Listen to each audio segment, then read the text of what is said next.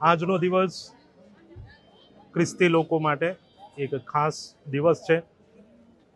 Good Friday, શુભ શુક્રવાર।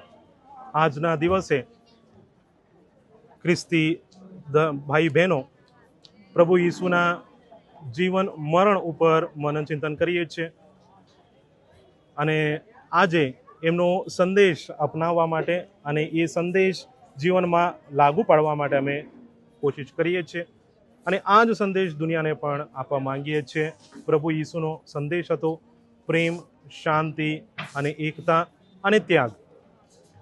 આ સંદેશ આજની દુનિયા માટે આપવા હું માંગુ છું। દુનિયામાં હંમેશા સુખ, શાંતિ, એકતા, ત્યાગ, પ્રેમ કાયમ રહે અને દુનિયામાં એનો પ્રચાર થાય, પ્રસાર થાય, એ જ મારી ઈચ્છા અને પ્રાર્થના।